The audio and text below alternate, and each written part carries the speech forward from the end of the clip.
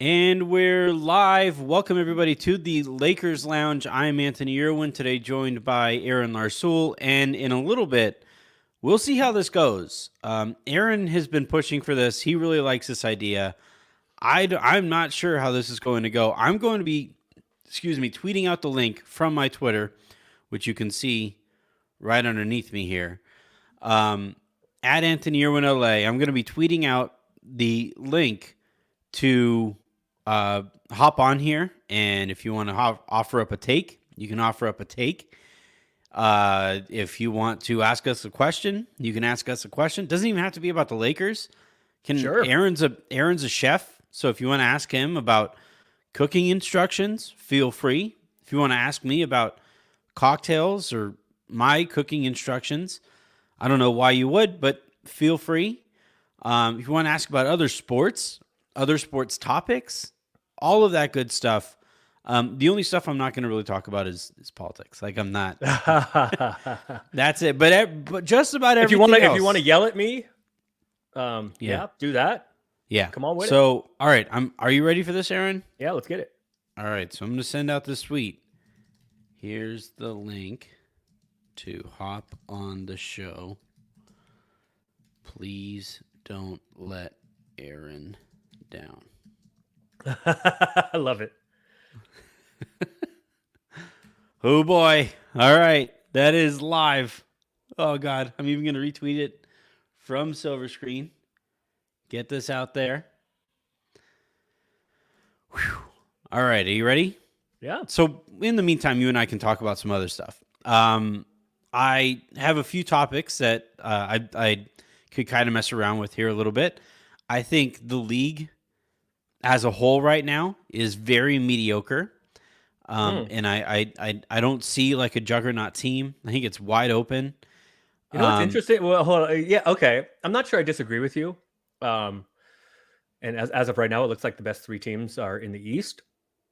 But I guess that like the teams are mediocre, or I don't know if they're mediocre, but they're more closely bunched than normal.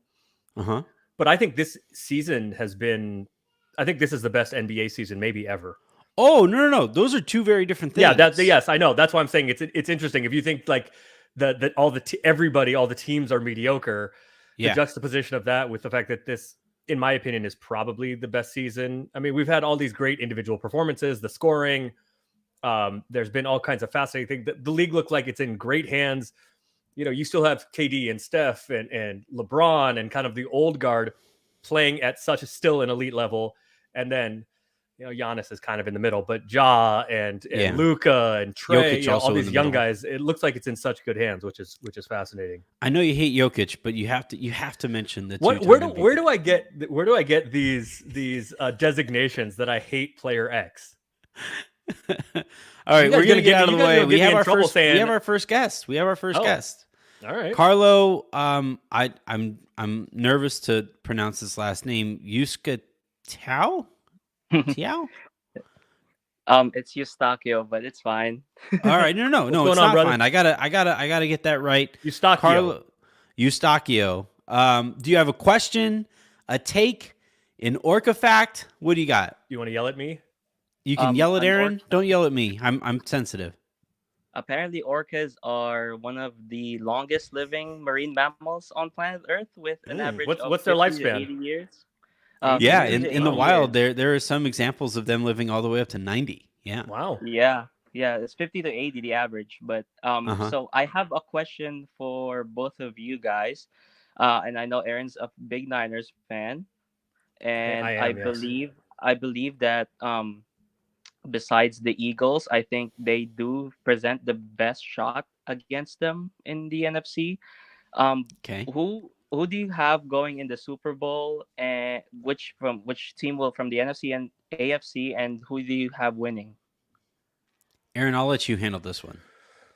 Well, maybe this is biased, but I think the Niners have the best roster in the NFL. Weird. So you think Purdy. that the Warriors have the best chance? You have the Niners having the best chance. I did not say I think the Warriors You're have from the the best chance. Bay. You're a Cal fan. I'm trying to think. I am in fact a Cal fan, and I'm a 49ers fan. I did not say that the Warriors have the best chance. I think whoever comes out of the West, if we're picking now, whoever you think is going to win the West has the best percentage chance of winning the whole thing, because I think it could be a bloodbath at the top of the East. So picking any of the East contenders, I think the Eastern Conference path to the finals is harder than the Western Conference path. So whoever you think is going to win the West, I think you would say has the best chance of winning the whole thing, because they're more likely than the top contenders in the East of making it, just because they have an easier path. Now, as it relates to the Super Bowl, I think the Niners have the best roster. You've seen my weekly tweets, I am sure, about Jimmy Garoppolo. Brock Purdy has been outside. I agree. Outside of quarterback, I think the Niners have the best roster. Obviously, quarterback is the most important position. The defense did not look good against the Raiders last week, but the Niners have the best defense in the NFL. So Brock Purdy gave me some Jimmy G vibes last week, which kind of made me nervous. But that one throw over the middle. Oh, it wasn't just one; it was several. Right, but the one pick that he had, I forget who it was. I think it might have been Kittle. Yeah, he just wildly underthrew Kittle. Yes, it looked a lot like Jimmy G. Yes, it wasn't just Jimmy G. It this is the ultimate disrespect that brought to mind that it looked like Christian Ponder. Like, I'm a Vikings fan, and this poor bastard. I remember one time the Vikings had to throw a Hail Mary. They were at the other team's 45. They had to throw a Hail Mary. The ball got to the 10. Couldn't get it there? Wow.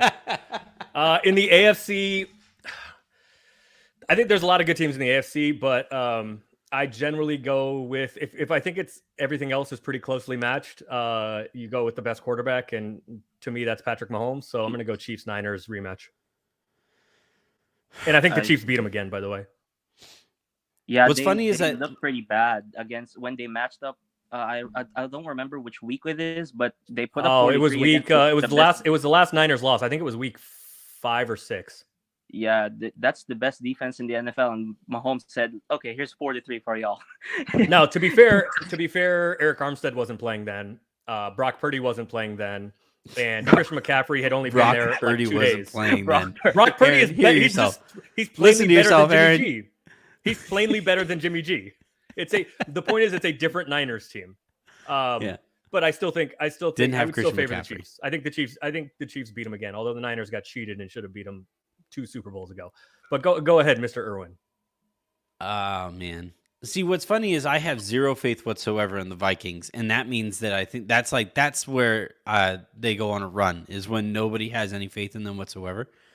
But I'm not going to come out here and say that they're going to come out of the NFC. I think I think Aaron's right. The thing about San Francisco is, like, if they had a quarterback that anybody had heard of before this season, they would be considered maybe the best offense of all time. Like, they are so stacked, just absolutely ridiculously stacked. And then on the other side of that thing, in the AFC, you have the actual best offense of all time with the Chiefs. So, I think those are the two teams I would predict too. And I think San Francisco, the difference between the two teams, I think I trust San Francisco's defense a little more. Where's the Super Bowl being played this year? Glendale, Arizona.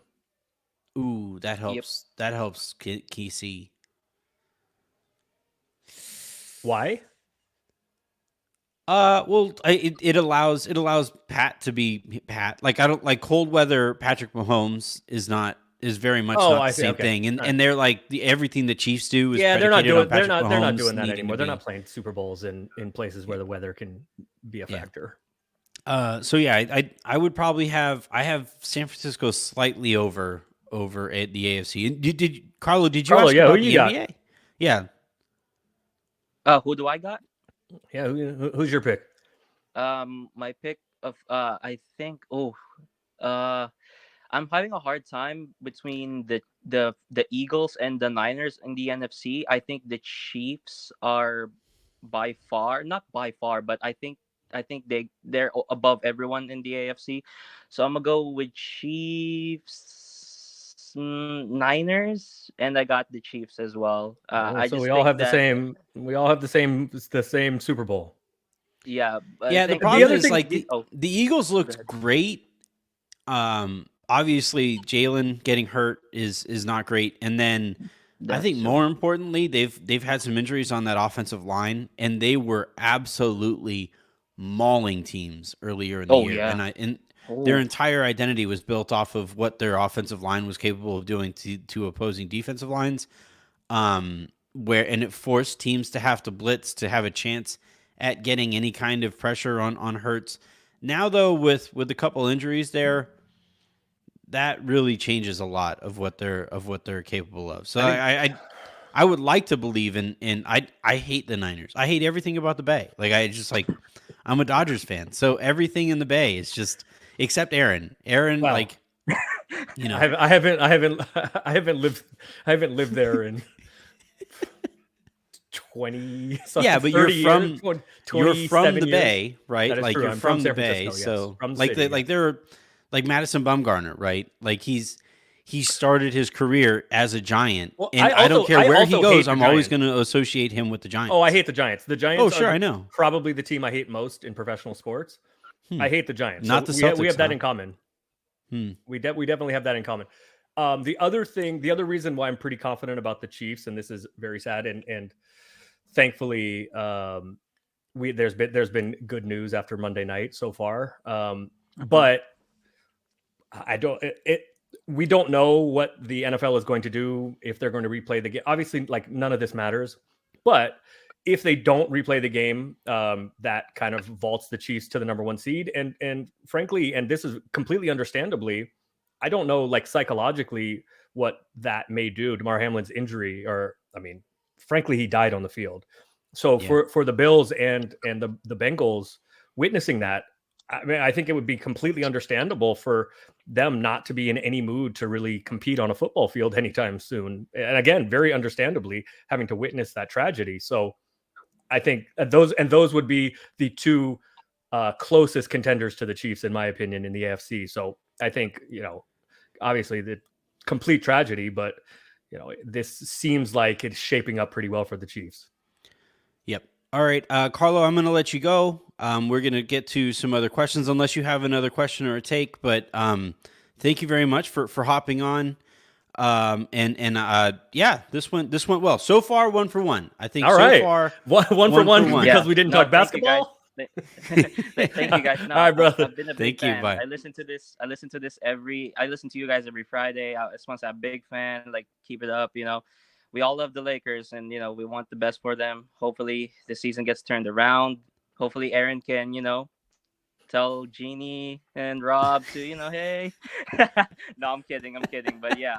No, don't kid. Don't kid. That's trust me. Say what you want to say, man. This is your forum. Say what you want to say. No. I'm not. Hey, Aaron, I'm not a hater, bro. I get it. Just want this season to be turned around, and hey, good luck to you guys. A big fan. Always. Well, I'll say thank you. By the way, thank you for listening. And thank you for calling in and everything. Thank you for the kind words. Here's what I can promise you. Everybody involved wants to win. Some people have a difference of opinion about the best way to go about that, but everybody involved wants to win. That I will promise you. All right. Well, I had some other people on here. By the way, if you come on and I don't bring you on right away, stay there. Like, your spot in line is going to be saved, and I'm not going to, I have to filter through people. Troy, unfortunately, your camera is not on, but we can still maybe hear you. Troy, are you there? Oh, we got camera and audio now. Well, maybe. Hey, guys. Troy, you there? Yes, I am here. Can you hear me? Yes. Yep, we can hear you. Do you have a question, a take, an Orca fact? What do you got? I have a question. I know it seems unlikely that the Lakers will make a move using the picks, the first round picks. Do you think if we make a move with Kendrick Nunn and Avery Bradley, we could maybe get something valuable on the wing, maybe a Kyle Kuzma if we throw in like a second round pick, or would one of those picks have to be included? I'm not sure Avery Bradley has a bunch of value around the league right now. Yeah, Frank Vogel. Frank Vogel isn't coaching right now. Patrick Beverly. I don't think you can throw Avery Bradley in for salary matching purposes right now. If Frank Vogel was like an assistant somewhere, I would say like that has a chance at like he would maybe have some stock somewhere. But no, Troy, I know what you meant. On a multiple levels, right? On one hand, similar type of playing style to kind of smaller guards who get after it defensively and hope to hit jumpers occasionally. And then more importantly, for the last two coaches, they're like safety blankets. They're their blankies. Avery Bradley was Frank Vogel's safety blanket, and now Patrick Beverley appears to be Darvin Ham's safety blanket. I thought you were going to say Dennis Schroeder. No, you didn't want to say that because he was good. He was good last night. He was great last night. No, I think I honestly think that Patrick Beverley more closely aligns with like how Darvin Ham sees the game. That's yes. So Troy, to answer your question, yeah. Do I think that those two guys and a second round pick is enough to get Kuz? No, I do not.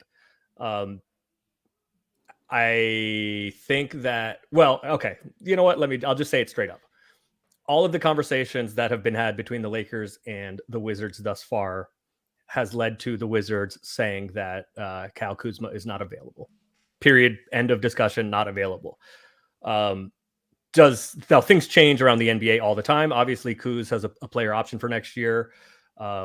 Whether or not he is going to want to stick it out in Washington, although they've been playing significantly better recently. Kuz has come out and said some things that maybe indicate that he might not want to be there.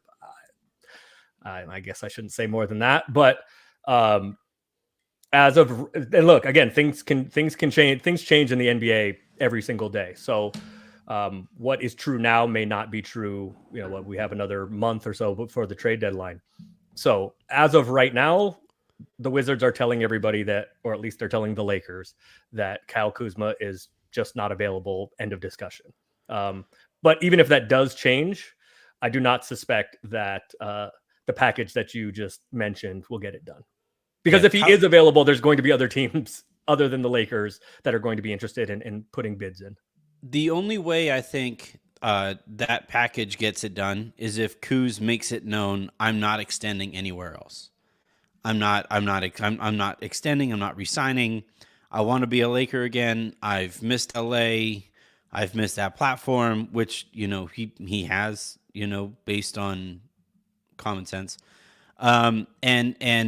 If that's something, if that's a way that he could push himself to the Lakers, and that's one way that this gets it done. But even there, like if you're Washington, would you rather trade him there for pennies on the dollar and set that market, or just try to ride this thing out? Try to either send him. He cannot extend somewhere else, and you can still get, I think, a better offer than Beverly, Nunn, and a second rounder from the Lakers. Like I still think somebody would offer more than that. So even if he's a rental, some team, like the teams that I have a really close eye on, Denver, that like if they get Kuzma, that pushes them over the top. They're the best team in the NBA. The Warriors, right? If they ever come off of this 2 timeline thing, if they get Kuzma, they become terrifying. Like straight up, absolutely terrifying with what they can do on the wing. And so to them, does a first rounder make sense for them to become that kind of terrifying again? Milwaukee, desperately needs some kind of a shot in the arm, and Kuzma presents a lot of the things that they need. So there are teams that even if Kuzma is considered a rental, they might push more chips into the middle of the table than that. And the other thing too, and we saw this with Paul George going to Oklahoma City, teams, it might be considered a rental right now for Kyle Kuzma. He can say that I'm not going to resign, I'm not going to extend and all that stuff. Then he goes there and he wins a championship. And now all of a sudden, he's beloved in that city as the person who helped deliver that championship. And that changes your outlook on that city and on that situation. So like for those teams, I still think it's worth the risk to invest more into getting Kuzma than, a iffy second rounder would cost the Lakers. Well, here's the other part of it, which is why, okay, please do not aggregate this. Now I sound like Windhorse or Zach Lowe or something. Please. So if I am not Harrison, if you're listening, you ready? Yeah, Get perfect. your If even if Kuz's preferred destination is coming back to the Lakers, if that is even the case, I still don't think it makes sense for him to say that is the only place where I will sign. Yeah. And the reason for that is he's not that guy, for one. No. The reason for that is it doesn't make financial You're sense. Not that guy. He's going to be a free agent. And because of that, it makes sense to have as many suitors as possible. Yeah. When people do what you are suggesting, as kind of Anthony Davis basically did, say, like, you have to trade me to the Lakers because I'm not doing anything anywhere else. He made that known. His dad said, he'll never play in Boston, all of those kind of things. Mm-hmm.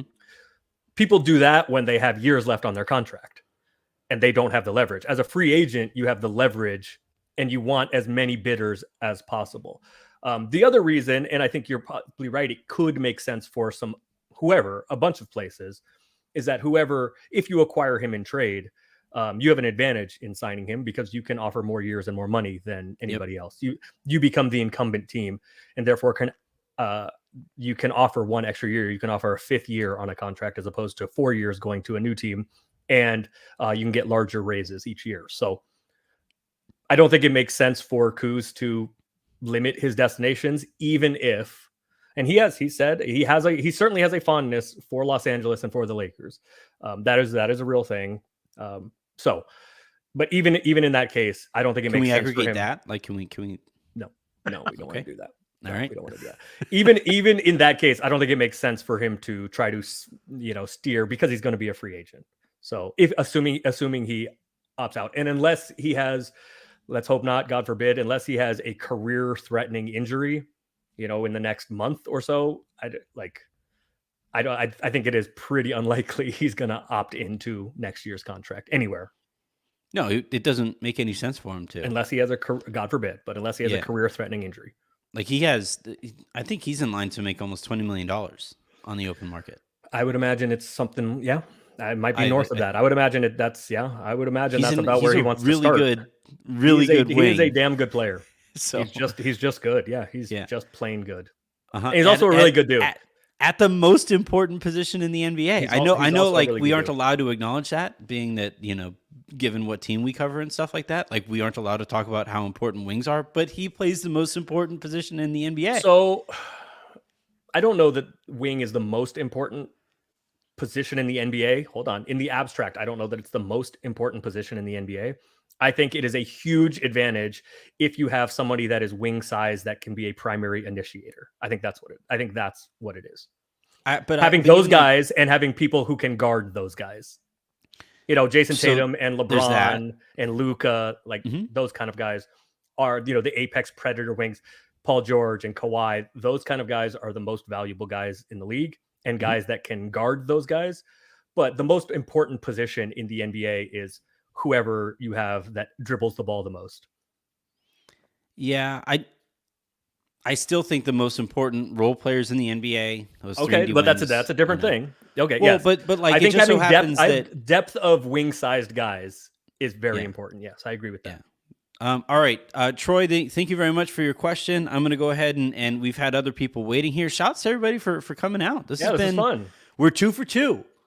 We are 2 for 2 so far. We have people waiting here, so I'm going to go ahead and go to thank you again, Troy. I'm going to go to Zach here. You've been waiting. Thank you very much, Zach, for hopping on. Do you have a take, question, orca fact, any other animal? What is that? A little plant, a little ficus peeking in there? What is that? Yeah, do you have? Oh, my wife sets us all up. No, right in front. Corner. It's like in the top like corner of your screen. Top right corner. Here? Yeah. Yeah. Oh, yeah. What, you got a weed going there? What do you got going? Have you seen weed before? No, I have. I'm in Boston. My wife sets us all stuff up, so I'm like, I give it to her. So it looks good. Yeah, I appreciate it. But no, I appreciate you guys hosting. My question is, I've been trying to discern what Anthony Davis and LeBron James as valuable, or their value would be during the offseason, because I've heard people talk about if we trade them or what happened out of that, and I say I know their value is diminished with their circumstances going on within it, but tangibly speaking, would they be worth 2 lottery protected first round picks each, or maybe less than that. They'd be unprotected. There's no way you trade Anthony Davis or LeBron James for any kind of protection on any first rounders. Did you see what Rudy Gobert and Donovan Mitchell and who else got traded? I don't think they would go for that much though. Well, no, what I'm saying is that's Davis' a lot more stuff than is really like his foot picks. just stopped working this year. Like that's not. Yeah, but this Anthony wasn't Davis like last season where his player in that group of not including LeBron. He is when healthy, but he's never healthy. Like that. Yeah, I mean, Rudy Gobert is not like the pillar of health either, though. He's available right now. He was available. He's missed a handful of their last games. Yeah, but like not. And shockingly enough, without him or Karl Anthony Towns, Anthony Edwards looks like maybe one of the best 5 players in the league again. Shockingly. So it's so funny. Like I saw some account tweeted out Edwards' stats for like the last like week or two or whatever, and it reminded me of when the Cavs brought in Shaq, and I remember this like vividly. Tim Legler was asked on ESPN to describe like the impact Shaq is going to have. And he said, look, on one hand, Shaq is going to make life easier for everybody. He's still incredible inside. He's still a really good passer when he gets doubled and tripled and all that stuff. But he goes, but also at that stage of his career, LeBron wasn't the shooter that he is right now. So he goes, but also you put Shaq in the middle of the paint and it's really difficult to get to the basket. Especially 36-year-old Shaq or whatever it was. It was like the early stages of Photoshop, so it literally looked like they just grabbed like a square image of Shaq and put him in the middle of the paint. And I mean, you know what else is funny is that shows the changes in the NBA, even just how different the game is, even just, what was that, 12 years ago or something like that? I mean, it shows how different the league is. Even I don't think it was quite 12 years ago, but like how much the league has changed even just in the last 10 years or so. Yeah. Zach, to answer your question more specifically, I mean, LeBron and Anthony Davis are not getting traded, but if they were, I mean, it has to start like DeJounte Murray went for 3 first-round picks. I mean, Donovan Mitchell got, I think it was 3 first-round picks and 2. I mean, Colin Sexton was a really good prospect, and Markkanen had a good year last year and is going to be an all-star probably this year. And Anthony Davis and LeBron James are worth significantly more than any of those 3 big-ish names that got traded. So, and no, the landscape of the league always changes also. So, to Anthony's point, like maybe the market factors will be different also, but those guys would get a huge return. Yeah, I have an issue with continuing to go back to like look at what Rudy Gobert got. Like we said that for a little bit, but eventually the market reset itself after the Brooklyn trade when Mikhail Prokhorov bought over there, and you saw the haul that Boston got for those guys.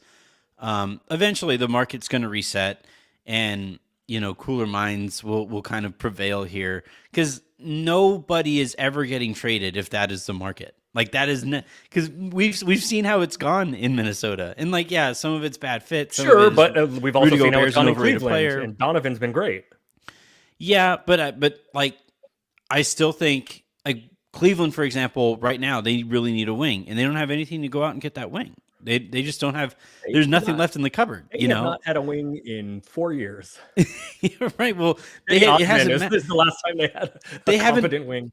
They haven't been good enough to care about not having wings, but now they actually are good enough, and they need players at that position. And like Isaac Okoro is having somewhat of a bounce back season, or a step forward season, I guess, at the stage of his career. But yeah, like I still think that the market that was set with those 2 trades. I don't see that continuing forward. Well, I just can't. Like the league can't operate that way. The other without adding another round to the draft. The other part of it is, I said that there were market forces, and we should probably let Zach talk if he wants to. But the market, also has the supply of. I mean, there's nobody. If it's not happening, but if the Lakers were to decide to move one or both of those guys, they would be the best 2 guys available by a wide margin, unless KD is available again.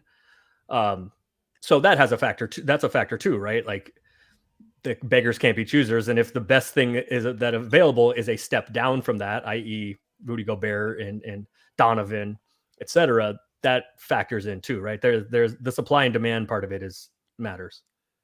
Yeah, that makes sense. It's just I'm trying to understand if you say if like you get way more than say 2 protected first round picks for both those guys, and that just increases the possibility for just basketball reasons.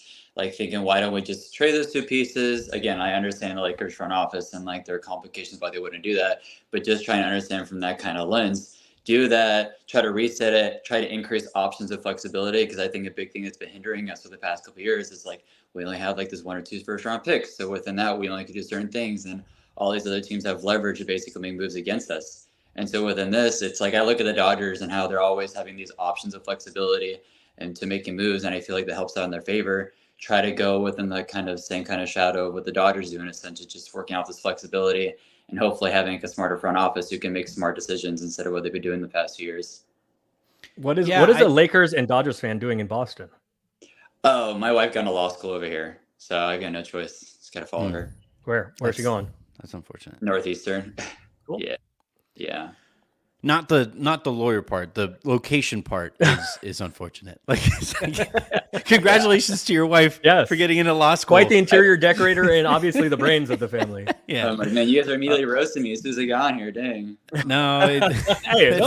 You're a good looking dude. You're doing well for yourself, I'm sure. So, but on that front though, regarding whether the Lakers would trade or why they wouldn't trade, despite knowing what what those guys could fetch. Mm-hmm. You don't want to, like, I think the relationship between LeBron and the Lakers right now, and Clutch specifically in the Lakers right now, is about as tenuous as it's been to this point. And if you trade LeBron without his asking to be traded, you take a blowtorch and piss on the ashes on that relationship. And I don't think that's something, given the way that the Lakers operate, given what they prioritize, and this is part of why I want them to go all in while LeBron is here, is because they build with stars. They attract stars. And if you go out and you absolutely blowtorch your relationship with Clutch, with LeBron, and you make it known that you're willing to do that with stars, that impacts your future ability to go out and get your next star. So I think if it comes down to it, and I don't think this is necessarily off of the table based on the conversations I've had.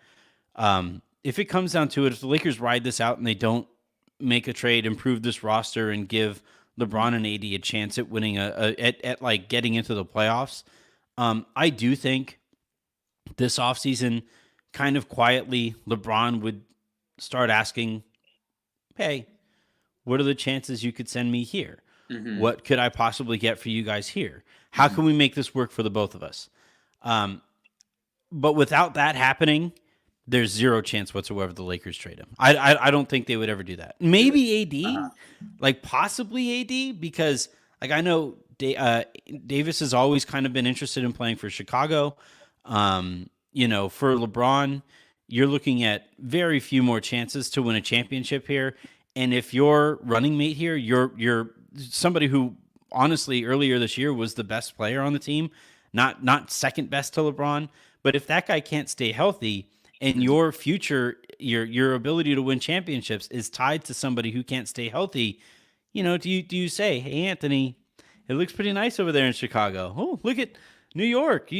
Are you interested in playing? Where else would you want to play? How can we, and maybe you trade AD and you get back some picks to be able to bring in another star who maybe is more reliable. You're not going to find a star who fits better, I don't think. But that's one path that maybe the Lakers could go down. But I think all of this is significantly less likely than the Lakers just doing what it takes to at least appear like they're being competitive here with LeBron in this season. So not happening. They're not trading either one of them. Yeah. But and another part you mentioned, Zach, you mentioned the lack of picks, and that which I mean, the Lakers have a lot more first round picks than most people imagine coming up. But those picks were used to get Anthony Davis. And so trading those guys for picks doesn't make a ton of sense to me. because the reason you want to have those picks and you want to have that flexibility is because that is the way, other than the draft, but then you get into timetable stuff, to have guys that are ready to, like what everybody is clamoring for now. You want to have that flexibility. You want to have those picks available to supplement the guys. It is the hardest thing in the NBA is to get LeBron James and Anthony Davis. Mm-hmm. And so the reason you want to have picks, and the reason is to be able to use those picks, if you wish, to either have cost controlled young guys, hopefully rotation guys, or to be able to send them somewhere else to get somebody to supplement. So I don't think trading those guys for a bunch of picks and then really having kind of an empty roster, I don't think it makes a lot of sense. The last part of it too, Jeannie Buss fired Jim for trying to build through the draft and just taking too long, right? Mm-hmm. So you can't fire somebody for doing that and then immediately start doing that thing. There are other factors, but what she presented to the public was, hey, this guy's hurting the brand with how much losing they're doing on his watch. And now Jim was stupid enough to say, like, I'm going to be in the Western Conference Finals in 2 years, despite having won like 21 games the year prior. Like, he made it really easy to be fired. But, you know, if Jeannie's going to stand up there and tell us the reason that she did that and took ownership of the Lakers there, and governorship of the Lakers, primary governorship of the Lakers, was because he was taking too long to build through the draft. You can't have LeBron and AD on your roster and then start focusing on the draft. Like, it's not consistent enough logically. But I feel like in some ways, when you're talking about like the whole run with the Buss or with Jim Buss, he made so many incompetent decisions that even if he took the slow route, when you sign Luol Deng and you do Timothy Mozgov, like that kind of ruins kind of your reputation and perception within that. Then maybe there's another outlet where, like, if you actually have, like, say someone from like New Orleans, or say someone from like the Thunder, or within that kind of organization, you bring them in to actually make competent decisions, and maybe they're more inclined to do the long route. I know they're very star driven, and like the relevance is such a big thing with them, but just in terms of like basketball longevity and making them like a successful franchise, doesn't that make more of like a basketball sense to go about that way? You know, the teams that do that though, that blow it up have to. The teams that blow it up are the ones that are like Utah. They right? don't have the option of the like teams going like out Utah. and Like, LeBron. we have no money. We have a bunch of good players, but we're not good enough to win anything. We may win 48, 50, 55 games every regular season, and we just get blown out in the playoffs because we're just not good enough. Those kind of teams, like, I would say Chicago probably should do that now, because like once a team cycle reaches the end of its life cycle, that's when you blow it up. And there are also teams like OKC where they don't have a chance to, they have to build through the draft because that's the only chance they have to get someone like LeBron or like Anthony Davis, because nobody's going to sign there. Sure. So I think that pathway makes less sense for the Lakers specifically. Probably for the Lakers more than anybody else, it makes the least amount of sense. Yeah. The irony here, though, Zach, to your point, the thing that I think I am most confident in the Lakers' ability to do right now is draft. Their scouting department is amongst the best in the league, and the idea that the Lakers would never build through the draft while they have this scouting department as consistent as it's been where they've been drafting, and even when they had opportunities to draft like higher in the draft, like Lonzo before he got hurt was having a really good, like he was arguably one of the best, if not like the best shooter in the NBA last year, just in terms of statistically speaking. Julius Randle has won what was it, most improved player. Yeah, he was all award. NBA also 2 years ago. Yeah, and Brandon Ingram also most improved player. You have Josh Hart out there playing important roles on really good teams. Larry Nance Jr., same thing. Jordan Clarkson, 6th man of the year. Like, you aforementioned Kuz. Yeah, Kuz, champion with the Lakers. Alex Caruso, champion with the Lakers. Yeah, I mean, that's the other part of it. Reeves and Alex Caruso, the Lakers have found guys that were not, well thought of. Also, I mean, it's going back a couple years, but Zoo was a second round pick. I mean, Larry Nance. Like the Lakers have found guys. The Lakers have drafted well and have found guys, that were either in the G League somewhere else, etc. Yes. So that's why I would understand why fans would be like, "Hey, why aren't we using that more? Why aren't we throwing that pitch and more?" The answer to that is because you can get LeBron because the Lakers have LeBron and Anthony Davis, and OKC needs 17 chances to try to get Victor Wembanyama, right? Or Philly did this, right, with the process. And of all of the process, all of those picks that they have, the only thing they have to show for it is Joel Embiid. I mean, Ben Simmons, yes, kind of, but like Joel Embiid, that's all they have to show for it. So on this point too, so Ben and I think I'm saying that right. They also passed on Tatum. That was a Magic thing. Like that was not a scouting department thing. That was a Magic thing. Tatum. Yes. Yeah. That was Magic wanted a point guard. So did Philly, by the way. I mean, right? You can do this all day. Mm-hmm. Yeah. All right. How many teams passed on pick whichever? How many teams passed on Giannis? How many teams passed on Steph? How many teams passed on Kawhi? Like how many teams passed on Paul George? We can do this over and over. Yeah. All right, Zach. Thank you very much for the questions and the comments. I appreciate it. 3 for 3, Aaron. Yeah. Good luck to you and in you and wifey in Boston. Yeah. Shouts to the ficus. All right. We have a few more here. Again, I want to make sure I'm saying this name correctly. Buratum? Are you there? You're muted. Yeah. This person was having some technical difficulties, so I'm going to go ahead and go on over to Kadeem. Kadeem Gaines, how you doing, bud? What's up, fellas? How you doing? Hey. I like the hoodie. Okay, lovely. Oh yeah, thank you. Hey, Aaron. Yes, sir. I want to say, Jimmy G ain't it, bro. This is your weekly reminder, brother. Yes, sir. Every Sunday, I look forward to those. I work with a 49er fan, and now he looks forward to seeing you tweet those too. So I just wanted to let you know that Jimmy G ain't it. Jimmy G, and that dude done cost me 2 Super Bowls. Anthony, hey, the Minnesota Vikings, bro. Hey, we don't have to talk about him. I know, man. I'll just keep it like at least the colors are right. Yeah, the colors are right. The colors. Literally, why I'm a Vikings fan. That's exactly why. Okay. Yeah, no. When I was really young, I thought they were like cousins to the Lakers, which is like kind of not necessarily not true. Because of where the Lakers came from. Right. Yeah, Minnesota. Yeah, I hear you. So I'll be brief. I don't want to keep you guys long. I'm a big fan, Anthony. I just want to say I listen to the lowdowns. I go to work super early, so.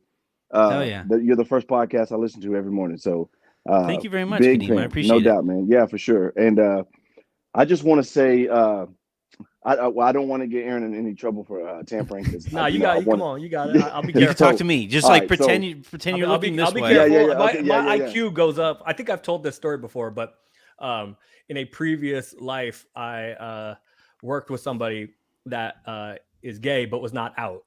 Right. And he used to always say that when he had to say things, he was in broadcasting, when he had to say things but not make it obvious because he was not ready to come out yet for whatever reason. Right.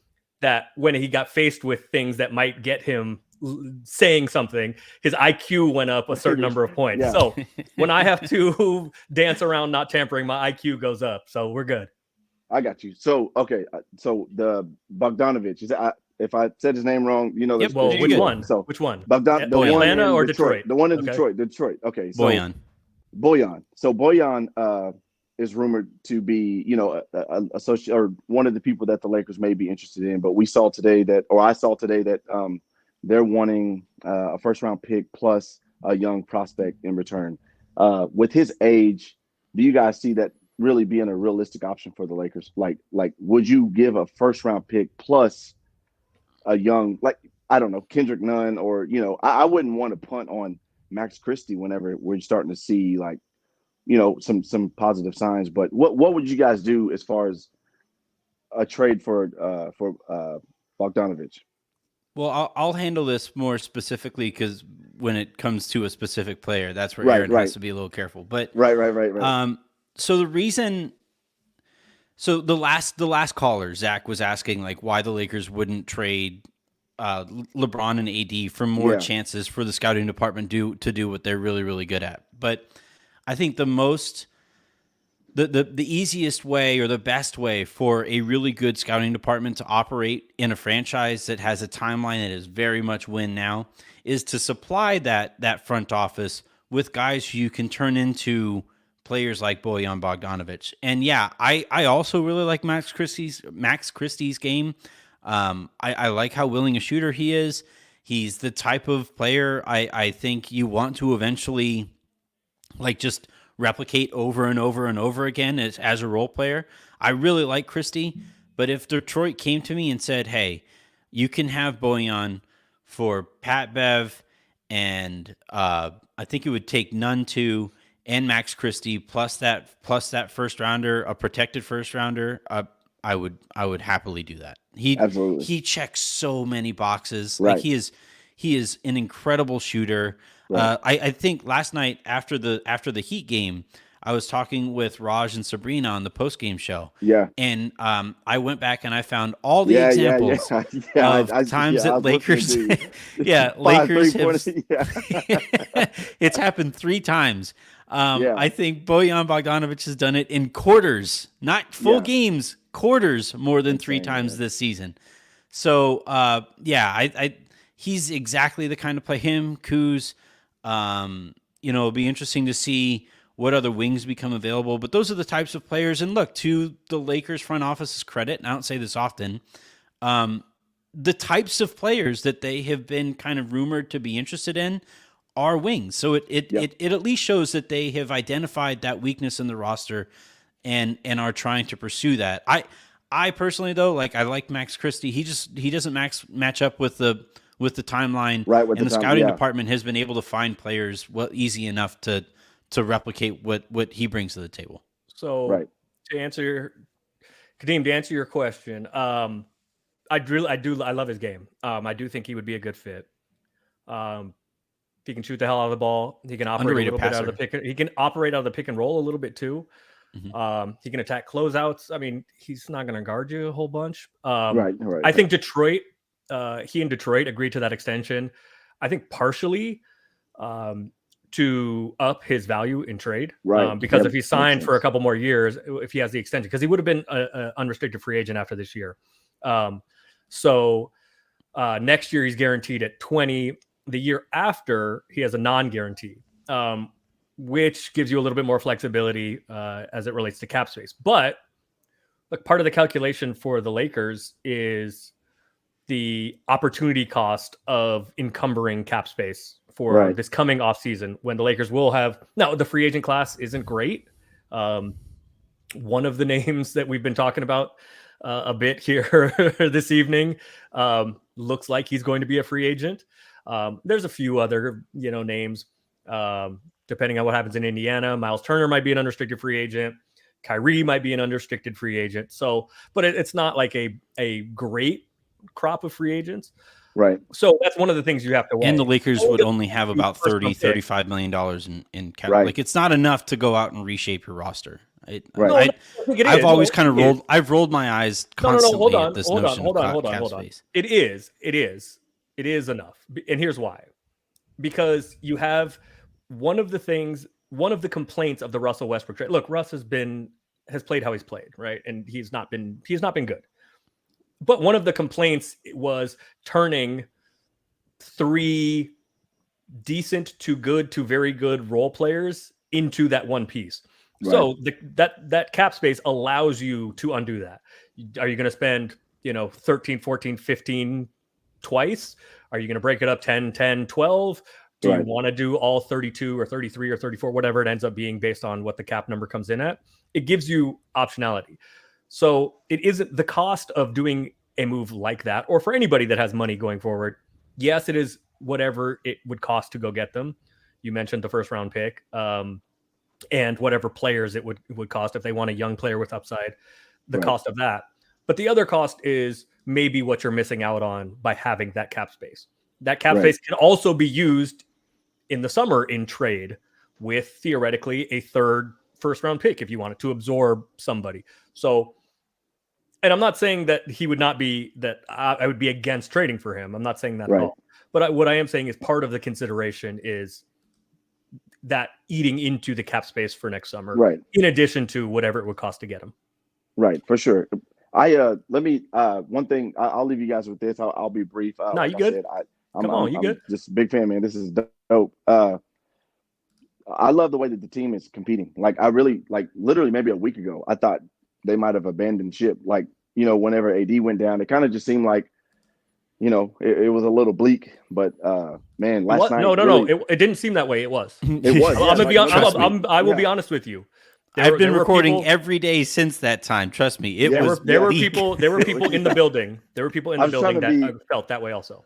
Right. I was trying to be a little, I don't know, but yeah, it was rough. But just seeing the way that they compete, I just want them to give these guys, like, it's not every day that you have LeBron James on your team. You don't have Anthony Davis on your team, and the fact that Van Gundy even questioned, like, is AD a Hall of Famer, and just thinking about what he did before he ever even stepped on the NBA court, like what he did at Kentucky, and then this guy has a gold medal, and then he's the first overall pick, and then just anyways, but those guys, and a champion, a bunch of all NBAs, all stars, right, all star, the whole thing. But when you have those kind of guys on the roster, I would just love for us to try to make some move, and I don't think we need anything crazy. Like, these guys compete so well.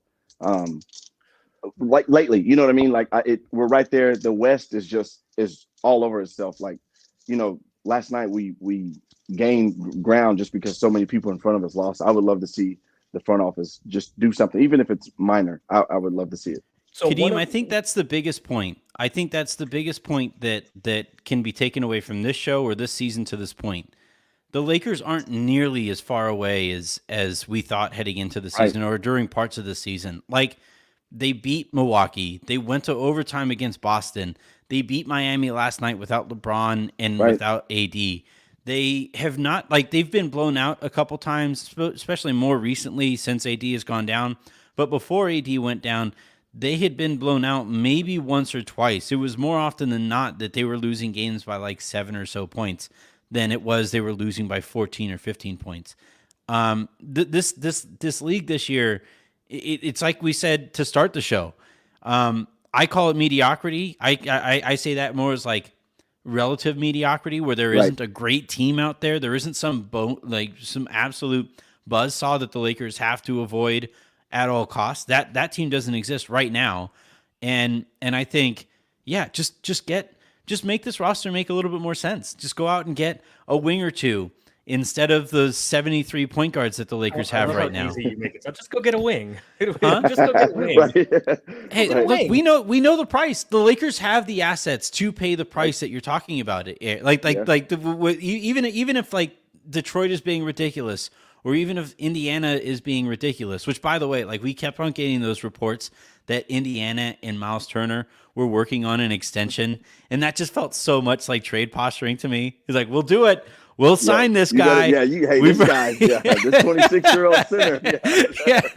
We'll do it. One more thing, Kadeem, on the one thing that does now and previously gave me hope, I guess is the word I would use, about the team letting go of the rope.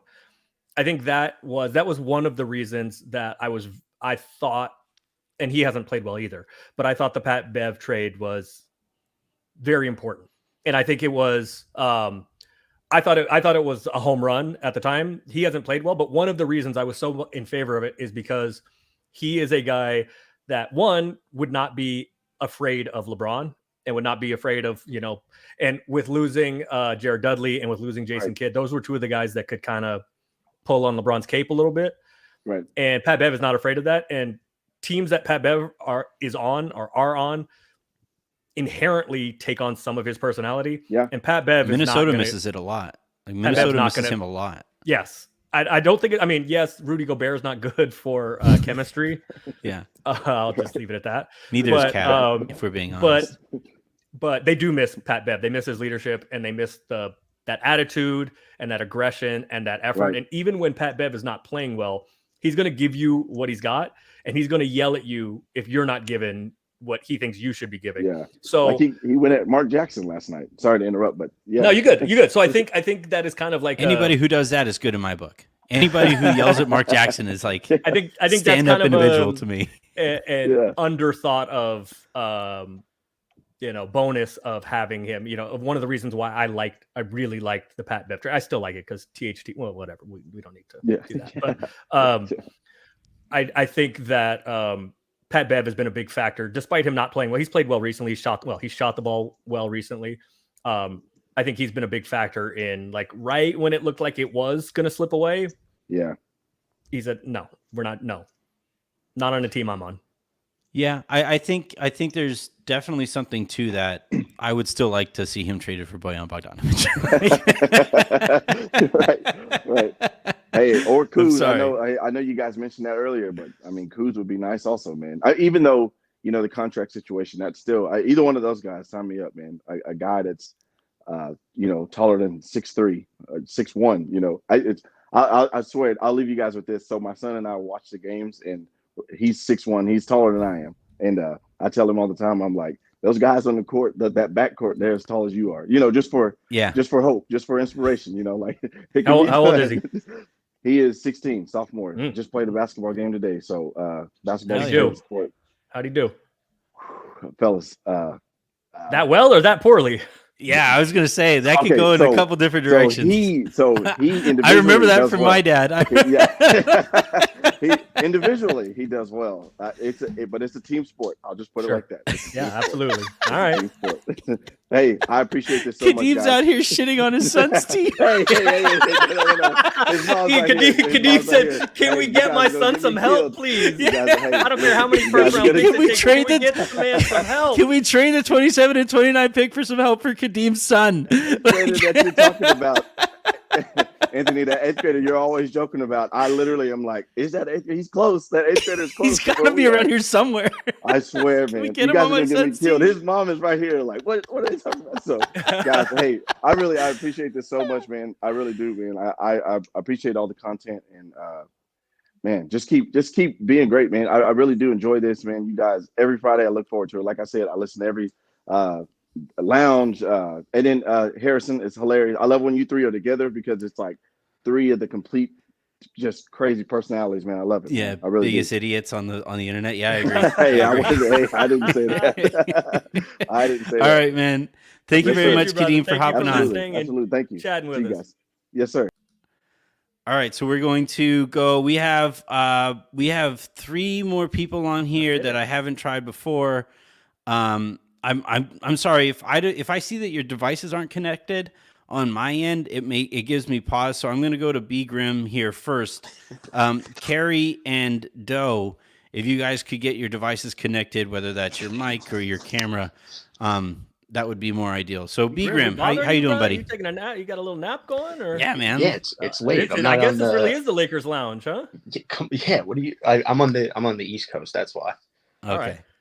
It is. We got another Boston I'm 1 hour fan? behind you. I'm in jammies.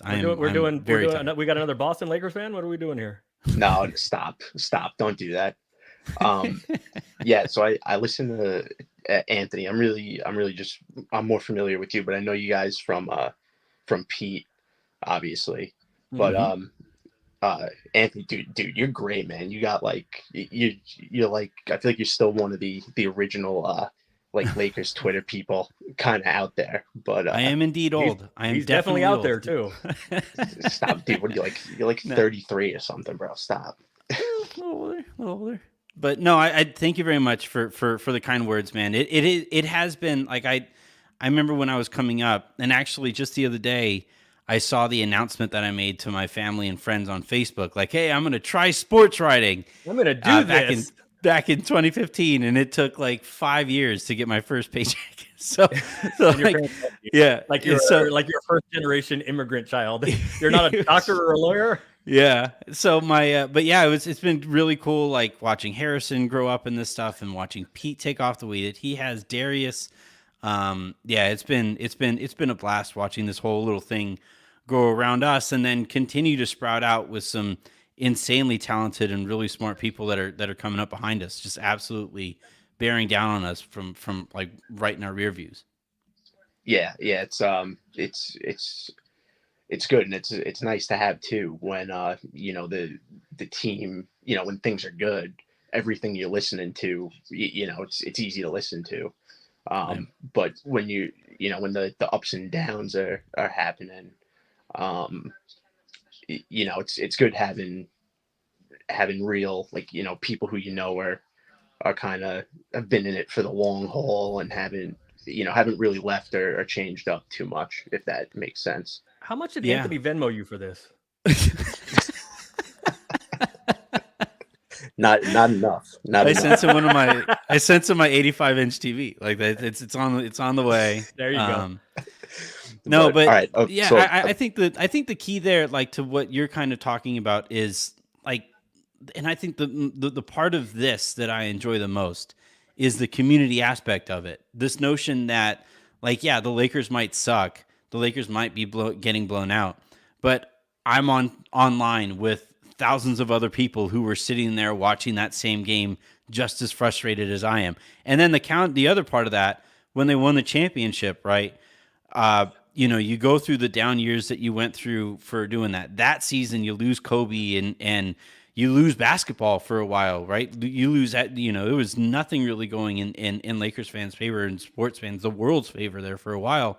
And you go through that, and as a community to come out on the other side of that with a championship, like, that was incredibly special. And that's why, I really want to see this community kind of rewarded for sticking with this team and with the frustrations that come with this team over the last couple seasons, because I know there are so many people, my numbers indicate there are so many people who are still listening, still downloading, still subscribing, despite the state of the Lakers right now. It's actually insane. My boss talks about it all the time. It's legitimately insane how loyal Lakers fans are. You sound like awesome. A Kings fan. Huh? You sound like a Kings fan. You gonna tell us light the beam next? Dude, did you hear that the other night? Did you hear when Herter made that three? Oh, it was like a Tuesday night. It was like a Tuesday night, and they broke speakers. At this point, I have been to every NBA arena, and Arco used to get cracking. Oh my God. Golden One Center, I've been, I don't know, 6 times or something like that, and has not been that way. But they've sucked. Arco used to get cracking, and it sounded like now Golden One Center is with, Oracle and Chase and the not the Rose Garden, the Moda Center, OKC. Like, as far as the loudest buildings in the league, like, that was something when they won that game. Yeah, Sacramento. And by the way, I'm not a huge Kings fan, but they've been riding through some tough times, and I do like that stupid beam. I think is pretty cool. I'm gonna try to find that clip. It's did you guys know that all 4 California teams have never made the playoffs in the same year? Wow, it could. That sounds about right. It's in play. It's in the discussion. It's in the discussion. If the Lakers can trade for Bojan, it's in play. What about the Clippers too? I'm sick of the Clippers stuff, man. Like, Kawhi plays less than AD, and you don't hear a word about it. We hear stuff about it. Like, only reason in LA, I don't know if you do nationally. In LA, you do. The only reason the Clippers aren't considered like the what's that? Yeah, like from the local LA it's a story. people? It becomes a story. I think it's a story more in LA than it is nationally. It should be a bigger story nationally, though. I think it would be a bigger story nationally if more people cared about the Clippers. Nobody cares about the Clippers. That's part of it too. Yeah. Like they could. Like, all these conversations on shows like it's not The Jump anymore. I forget what it is. What it is now. But like on all of those shows, those conversations are based on what's going to get people to listen to this conversation. Of course. And they could have conversations about Kawhi Leonard and Paul George not being available, but most people would be like, yeah, that they're Paul George. You may as well. It's the Clippers. You may as well be talking about the Nuggets or the Cavs or Minnesota or Memphis. Yeah, I mean, they say all the podcasts, the ones that cover the NBA nationally, people complain and they make fun of themselves. Why do we always talk about the Warriors and the Lakers? Well, because the NBA is about the Warriors and the Lakers. Even more specifically, it's about Steph and LeBron. Them and with a little about of the Nets. Them whining about covering the Lakers probably gets more listens than them actually analyzing another team. Like, think about that. As annoying as it is to listen to them, like whine about having to talk about a team with LeBron James and Anthony Davis on it. That conversation, that annoying conversation, probably is more popular than the vast majority of conversations about every other team in the NBA. Yeah, of course it is. What are we going to talk about? The Rockets? No, I think you're right though about the Clippers and about Kawhi and the Clippers. A lot of people thought that. I mean, they do have an incredibly deep roster. They have a really good roster. A lot of people had them as their preseason favorites to win the title. I don't want to hear it. Like they may have as good of a top end to do that. Say that again. You have to be out of your mind to have said that even at the beginning. Well, it's crazy. Look, and even the roster's great. Ty Lue said this. He's like, I want my guys for 15 games in a row. I don't know what we have. I want my guys for 15 games in a row. Like, in the thought of that's what, like a fifth of the NBA season. He wants like a one between 1/5 and 1/6. And he is just begging for his guys to all be available for a fifth of the NBA season to see what he has. Like when Kawhi and Paul George play 10 games in a row together, like wake me up then. Until then, I'm not buying it. Right. Yeah, that's how I feel. It's funny that you say they like how no one cares about them. It's almost like here in New York, again, I'm a Lakers fan, so I pay a little bit of attention to the Knicks. But like even when Brooklyn is doing good, like now, you don't really hear much about it. It's always like, they're like, the Knicks, the baseball in the off season, and the two football teams are getting way more coverage than the Nets right now. No and like the Nets are a legit title contender. And everywhere that has them here. Teams in every sport, everywhere that has two teams, there is a little brother that nobody cares about. Nobody cares about the Anaheim Ducks. Nobody cares about the Clippers. Nobody cares about the White Sox. Nobody cares about the Jets. No one cares about the Mets, et cetera, et cetera.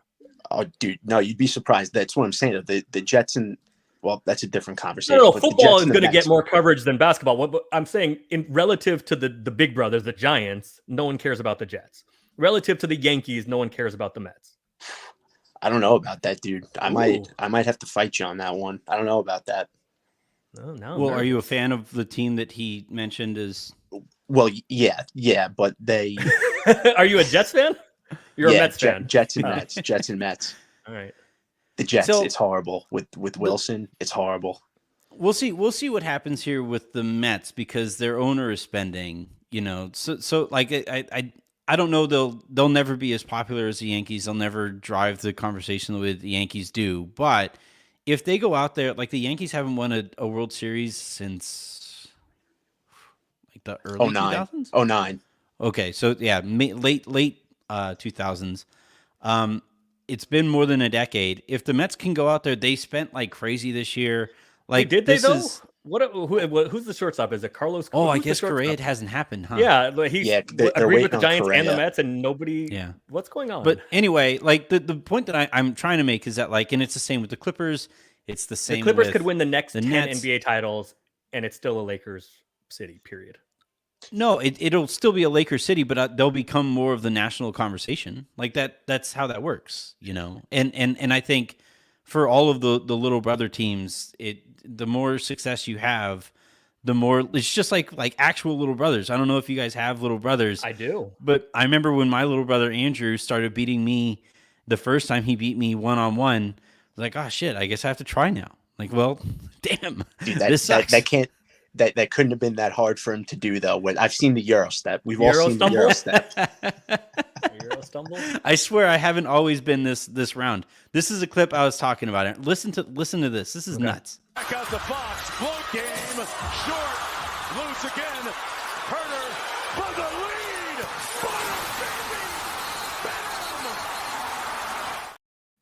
lead. Unreal. Yeah. Absolutely incredible. Oh, yeah. That building gets cracking. Yeah. Apparently, Arco. All right, what's your? Is it Brian? Is it? No, Bradley? it's a Brad. Bradley. All right. So, any other questions or comments before we all get out of here? Yeah, I guess we'll do one Lakers one. Who of the if we had to lose? You guys were kind of touching on this, but if we had to lose, or how about this way? If we had to keep one of the small guards, so like Schroeder, Westbrook, Pat Bev, Lonnie, Yeah, Lonnie. Who would you keep out of if you just got to keep, you can only keep one. Are you talking about for this season or going forward? For this I think my answer to both is still this Lonnie. season. If we want to keep one in the rotation for this season, who would it be? Lonnie is my answer this season. Moving forward, I think he's the most talented player there. He's bigger than the other guys. He's more athletic. I actually think, like, I would really like to see a lineup where he's the primary, well, not even primary ball handler, because he'd be playing next to LeBron, but I would like to see him at point guard next to Reeves with LeBron, and then if AD is healthy, cool. And either you play another center there or you play another wing or whatever. But I would like to see Lonnie as the starting point guard next to LeBron. He like the he's not equation is there. He's point guard size, but he's not a point guard. Well, sure, you don't need a point guard next to LeBron though. Like they had KCP starting next to LeBron when they won a championship. But here's the thing: if you can only keep one, the guy whose skill is least replicable is Schroeder. Yeah. I've watched that movie before. We're good. I saw the ending of that movie. Yeah, but like, I guess that's fair. Like if Schroeder is willing to come off of the bench, then yeah, like I think he makes a lot of sense. But in Brad's scenario, there's only one of those guys on the roster. Well, there's no way that this is going to end with only one guy on the roster. Like that's almost impossible. Take it up with Loungy Brad and his question. Huh? Yeah, I know. I feel like we can't keep going with all of these small players and absolutely be competitive against serious teams like the title team from 1920. I mean, we didn't have a lot of small guys playing heavy minutes like this at all. Rondo. But not Rondo was, he wasn't, I remember 20 plus minutes a game every night.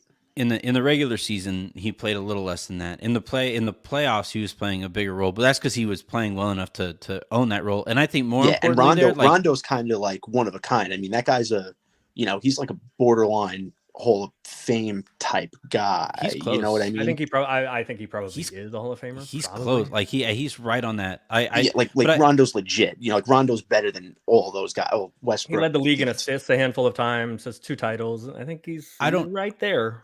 I don't think it's a coincidence though that Rondo really took off in the bubble when he wasn't playing next to Avery Bradley. Like not playing next to Avery Bradley and having 2 really tiny people. Another small guard that played a bunch in that season. Yeah, but that's what I mean is and that's to your point, Bradley, that like this is a group right now that keeps on playing at least 2 really small guards at all times. And I would much rather, and Aaron and I disagree on this, but I would much rather play, the Troy Browns of the world, Wenyen Gabriel. I would like to see get more minutes. I would like to see guys at their actual position rather than trying to fit Schroeder or trying to convince myself that Patrick Beverley is a 3-and-D wing. Wait, what are trying to convince myself? Hold on. What do we disagree on? The point that I'm making, that like you would rather see the multi-guard lineups than the wings that I talk about, because the guards that are in those multi-guard lineups are better players than the wings who would be replacing them.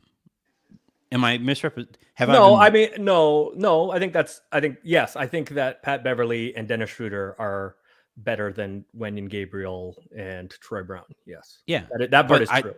To me, I don't care. I would rather. I do think some of the combinations need to be reworked, though. I love the look that you get, like especially now that you can't just sip cognac. Like, I love the look that you make when you're like, I'm about to say something that I'm going to pay for.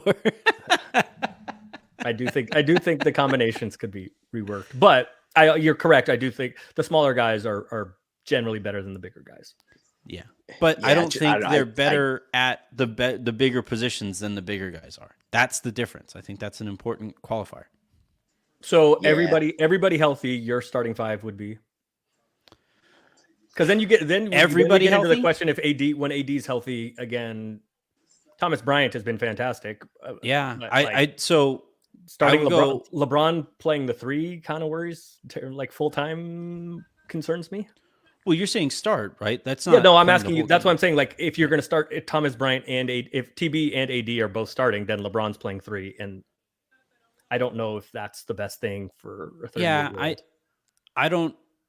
It's either Thomas Bryant starting next to AD, with Lonnie, Austin, LeBron, and AD, or I would go Lonnie, Austin, Troy Brown. I mean, ideally it's Bojan, right? So ideally it's Lonnie, Austin, Bojan, Kuz, whatever wing that the Lakers go out and get, LeBron and AD. That I think is actually like it's one of the best lineups in the league. I think you're a little thin on creation there, but you have LeBron. Yeah, but LeBron. Yes, like the Avengers thing. Like we have all this stuff. It's like we have a LeBron. Yes. But in this scenario, right? LeBron is no longer a full-time point guard. A couple years ago, he was. He is no longer a full-time point guard. So asking LeBron to play 3 full-time and guard Jason Tatum and Jimmy Butler, et cetera, and asking him to play point guard on offense is a lot. Well, that's why I'd rather get Kuz instead of Bojan, because I trust Kuz more in that match. Neither of those guys are doing anything whatsoever to slow down Tatum. Kuz is a better defensive player. Or whatever. But Kuz is a better defensive player, and he's also bigger.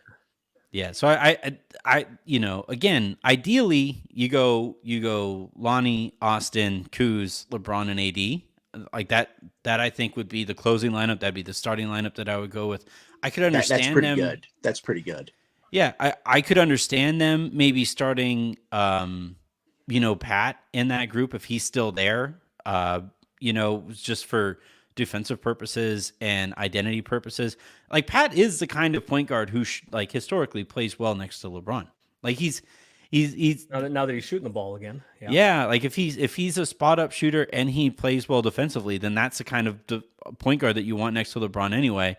And then if you have a Schroeder coming off of your bench, then I think that rotation starts to make a lot of sense. It's just right now they have to play so small so often because so much of the talent is all at the guard spots, that I think it really tightens those margins for error. I do like, as I've said before, I do like Pat starting, and the reason I like Pat starting is because he is a dude that is going to hound and make life or attempt to make life miserable for opposing lead ball handlers. He will pick you up 94 feet, and to start the game, it can set a tone to start the game that frustrates the other team and gets them into their sets later.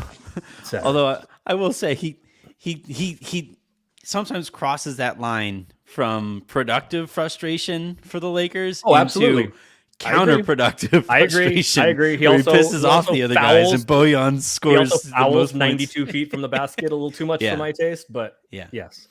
All right, Bradley, I'm going to get to one more. Carrie's been waiting here all this time, so thank you very much, Bradley, for the kind words and the questions. I appreciate it. Keep up the good work. I don't know if that Venmo is going to clear, but you did your work. All right, Carrie, I'm a little nervous here, and actually, it's not even letting me add Carrie here because the devices aren't connected. So, Carrie, you're going to have to connect either a microphone. Well, you're going to have to connect a microphone at the very least. This is an audio medium. This is an audio. I need to hear you. Smoke signals to talk this through. So long as that doesn't appear to be happening, I think we're calling it quits on this. I think we're good. It was fun. I think we went 5 for 5. Like it was fun. Good listener content and normally kind it's me words. And you yelling at each other. Nobody yelled at me. Nobody yelled at you. This is weird, honestly. Like to not be yelled at online is weird. I'm gonna go talk to my wife and she'll yell at me to like normalize this situation. I'm gonna go. I don't know. All right. Well, that is going to do it here for the Lakers Lounge tonight. If you enjoyed this, I think I'm going to start bringing this as a more regular part of the Lakers Lounge. I think we should do this. It's good. It wouldn't be a lounge if it was just Aaron and I talking it to each other. So, no, we call that the hook. We call that the hook in 16 hours. It's the hook. It's what happens when we're not live or whatever. So yeah, this is, I think, going to be a regular thing. Thank you everybody for tuning in the way that you did. Thank you for the questions, the comments, all of that. We did, I guess, get a couple. All right, I'm gonna knock out a couple of these questions here. Okay. That came in from the comment section. James Johnson asks, non-basketball, have a question for Chef Larsoul. All right. You're having a get-together, you're cooking. What's your go-to dish, sides and all? Depends on the, let me read it, because it depends on the, let's say it's for the Super Bowl. How big of a guest list it is? We'll go Super Bowl with 15 people. All right. So something that's good for that amount of people, two things that are really good for 15 people or more. Like a taco bar. I'll do some crispy shrimp tacos with a slaw, carne asada tacos, chicken tacos, and then you can kind of have all of, I'll make a bunch homemade, of course, a bunch of different salsas, and then the white people like cheese and shredded lettuce and ketchup and that sort of thing in their taco with the crunchy shells. You don't have to provide that. So I would do like three different proteins, and then sometimes I'll do carnitas, three or four different proteins, and then you can kind of leave everybody up to their own devices. I'll make a crema, some salsas, et cetera. So that's one, and then another one, barbecue does well for groups. It can be finicky, but pulled pork is pretty tough to mess up. You can overcook that. Brisket, if you know what you're doing, ribs, and then beans, barbecue beans, baked beans in large quantities, cornbread, mac and cheese. You have the white bread, the pickles, the onion. So barbecue and taco bar are usually for that size gathering is usually better, easier than trying to do something plated. All right. One more cooking question. Aaron, how do you cook your steak? Okay. It depends on the cut, but let's go ribeye. So the king of steaks. So right now, actually, I actually like New York strips better than ribeye, but I had a Wagyu. If you're asking what temperature do I cook it, I cook it to medium rare. Two tools that are invaluable for cooking steak specifically are a probe thermometer, so you can always tell what temperature your meat is currently at, and make sure that you are taking it out if you're cooking it on a grill, on a cast iron pan, or even doing a reverse sear in the oven. Make sure you take your steak out like 5 degrees or so before it is the doneness that you want, because it will continue carryover cooking. But my favorite way to cook a steak, I cook almost all of my steaks, is I have what is called a sous vide machine, which is French for, I think it's under vacuum. You vacuum seal it and cook it in a water bath. And you can cook it to whatever temperature you want. You can seal them, seasoned up, seal them, throw them in the freezer. You can throw them straight from the freezer into the bath. And that way you have no way of overcooking your steak. And you have flexibility with the time. Cheating. I think it's cheating. The best results. So it's cheating. I usually cook if it's something that has a little bit more fat in it. You can cook it a little higher and still get a medium rare, like a ribeye or a New York. You can cook them 132, 133. If it's a filet, I'll usually do 129, 129 and a half, maybe 130, depending on what people like. And then after it's out of the bath, you dry it off, season it again, and then sear it on the hottest thing you can find. A cast iron, on a grill. I also have a blowtorch that I use to get that crust. Because when it comes out of the sous vide, it does not look appetizing. It is cooked to the perfect temperature, but it is pretty gray, and it is not all that visually appealing. So then you gotta find some way to sear it as quickly as possible, so that you do not cook the inside any more than you want it. So I hope that answers your question, James. Say that again? I do a lot less than that. I go. I season it the night before. I let it sit in the seasonings all night and all that good stuff. I get the grill going as hot as I can get it. My grill gets up to about 700 degrees. So I that's how I'll start it. I'll go a couple minutes on each side to cook in all of the juices and stuff. And then from there, I'll go another 3 minutes on each side tops. And I like my steaks rare though. So like I will, my grandma used to say, turn on a match on either side of it and then put it on a plate. Yeah, it's That's basically still how I mooing. cook. Yes, yeah. Give me those hooves and everything. I like fillets rare. I like most everything else medium rare.